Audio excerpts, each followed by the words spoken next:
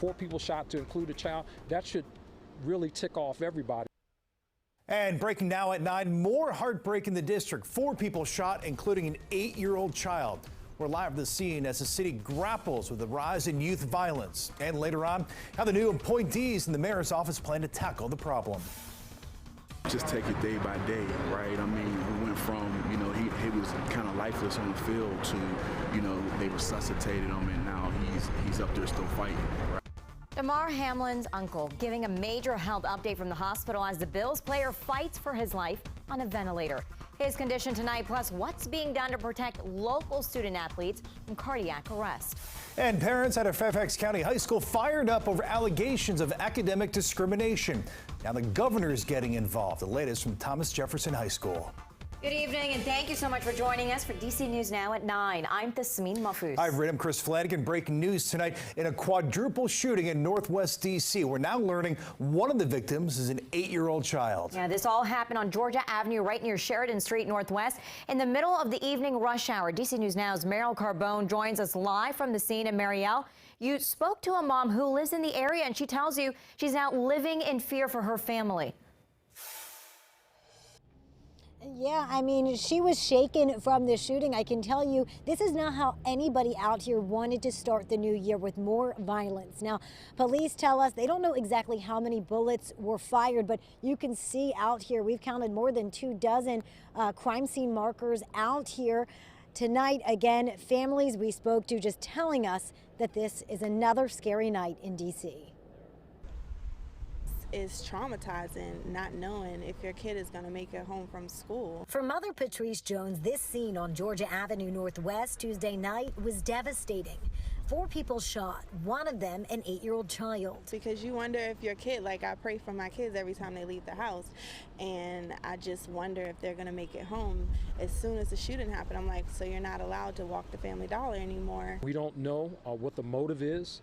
Have no idea why someone would do such a reckless act. Police Chief Robert Conti says the shooting happened around 6 p.m. when 2 people got out of a small gray or silver SUV and started shooting.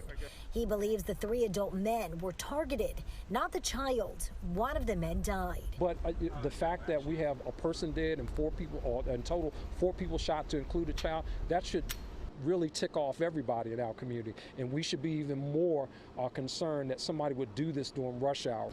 Because I'm tired. This neighborhood was...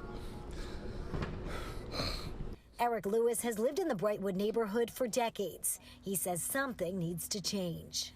Like I told you before, it starts at home. It's at home.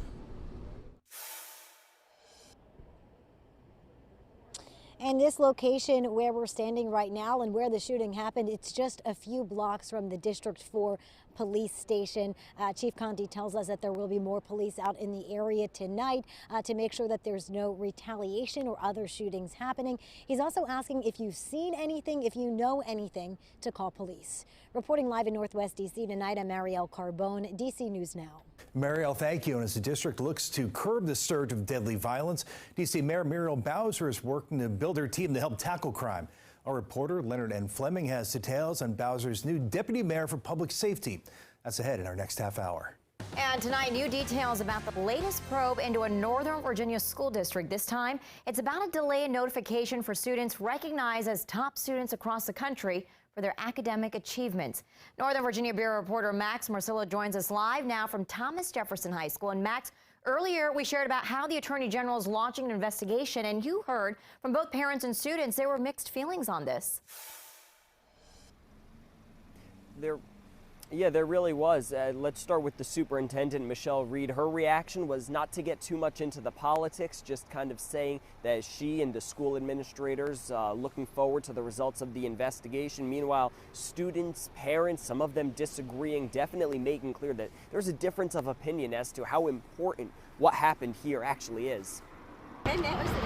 Tuesday night, frustrated parents rallied outside calling for change after the handling of National Merit Scholars at Thomas Jefferson High School. But inside the school's library, not many answers revealed yet. Superintendent Michelle Reed says answers will come from the third-party independent investigation FCPS initiated. We're still reviewing the scope of the investigation.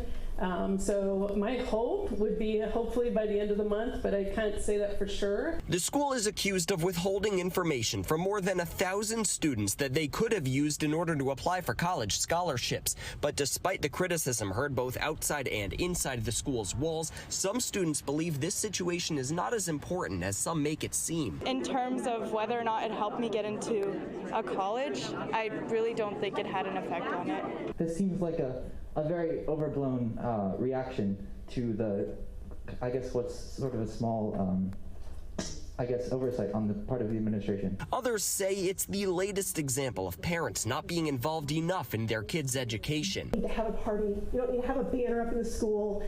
You don't need to, send it out a blast to all the parents. But I'd like to know. So I'd like it if we could do a bit more communicating. We spoke with Renad Ranjan, a father to one TJ student and another alumni. He says the school is doing great and continuously praised the staff's work. Just thank you, TJ. You're doing amazingly well. Keep doing it. If there is something we can improve, we as a parent will work it out. But critics say this is a part of a larger, more concerning trend. The number of kids here getting into the top schools is dropping, and parents are not happy about it, and they see there being a lack of support.